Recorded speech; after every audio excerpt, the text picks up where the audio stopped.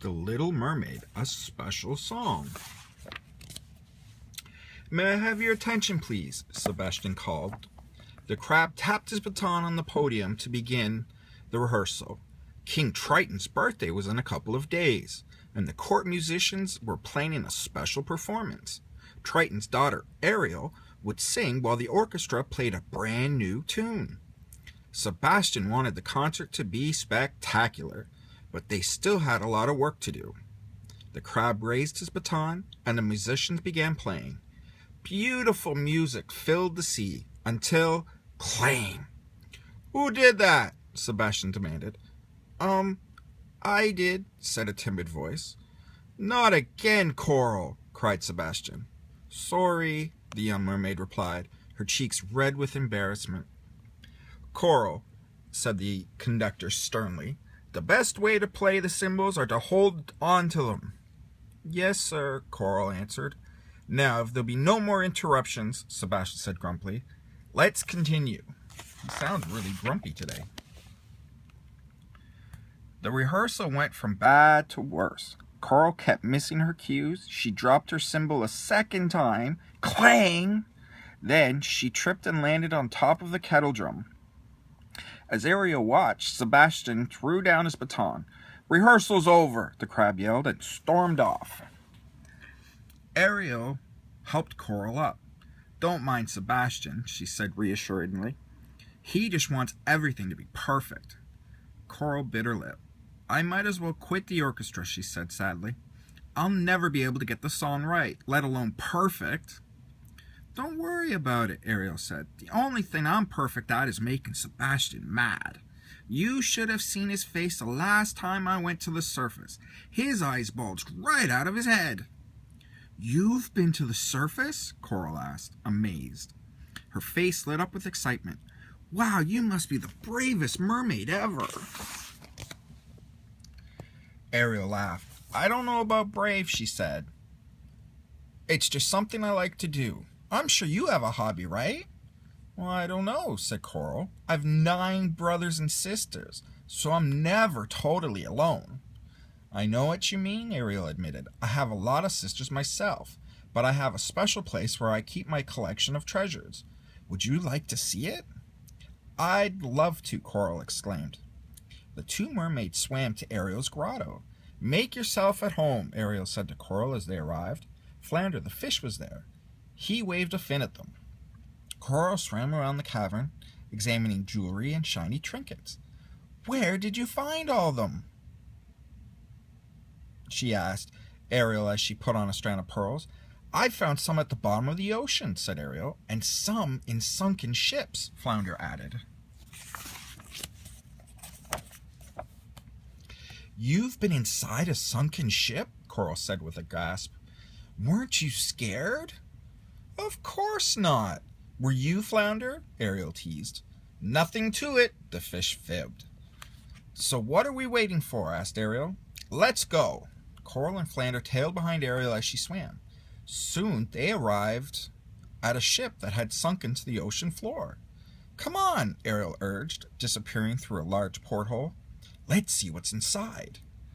She wants us to go in there? Coral exclaimed. Yep, answered Flounder. Inside the ship, Ariel found an old steamer trunk and opened it. Look at this, she cried, holding up a purple parasol. And this, Coral exclaimed, picking up a fancy lampshade. I wonder what it's for. My friend Scuttle can tell us, Ariel said. Follow me. Where are we going? Coral asked Flounder. To the surface, he replied matter-of-factly. Before Coral had time to be scared, Ariel's friends had arrived. Scuttle, the seagull, was perched on a rock. He examined their treasures. This is a squibble flow, he said, looking at Ariel's parasol. Small humans use them to paddle around in the ocean. Then he turned his attention to Coral's lampshade. Oh, he said with excitement, a twirl riffer. That's what human ladies wear when they're going somewhere important. Before long, the friends had to leave. I think he's being silly. You don't wear a lampshade when you're going somewhere important. As they headed home, Coral asked Ariel if she could keep the twirl-riffer at the grotto. It might get lost or broken at home, she explained. Of course, Ariel agreed. The grotto's my secret place, and it can be yours too. A few days later, when Ariel swam to the grotto, she heard someone singing. The voice was strong and clear, but sweet too. When Ariel looked into the grotto, she saw her new friend Coral. Ariel cried, I didn't know you could sing. I can't, Coral said, not like you. Nonsense, you have a lovely voice, Ariel declared. You should be singing in the concert, not playing the cymbals. The little blonde mermaid shrugged. I just like singing to myself, she explained. I've never actually performed. The next day at rehearsal, Sebastian made Ariel and the orchestra practice over and over again. But something always seemed to go wrong. The big day's tomorrow, the crab fretted. This concert must be fit for a king, King Triton to be exact. Let's try it again. So they did, and the rehearsal went on and on and on. By the end of the afternoon, everyone was tired. See you tomorrow, Ariel said. Her voice was raspy. On the day of the concert, Ariel could only whisper. She'd lost her voice. Ariel went to tell Sebastian the news.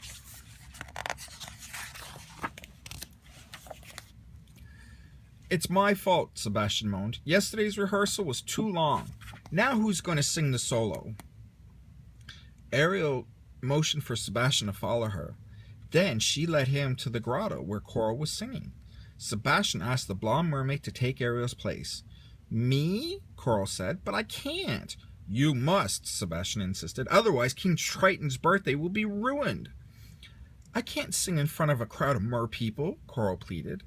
And I certainly can't sing in front of King Triton. Sure you can, Flounder said. Coral thought about how she had visited a sunken ship and gone to the surface. Things she had never thought she could do. All because of Ariel. Now her new friend was counting on her. All right, Coral said slowly. I'll do it. That night, when Coral peeked out from backstage, she nearly fainted. The entire kingdom was there, including her parents and all of her brothers and sisters. King Triton and Ariel sat in the royal box. When it was time, Coral took a deep breath and swam on stage. As the orchestra started playing, she sang softly. But as her confidence grew, Coral's voice grew louder. Before she knew, the concert was over, and the audience began to clap and cheer.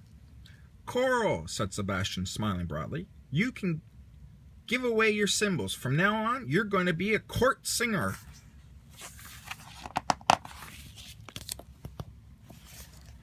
After the show, Ariel went backstage to congratulate her friend. She found Coral with her family.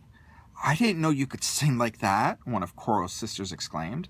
No one ever would have known if it wasn't for Ariel, replied Coral. She believed in me, and that helped me believe in myself.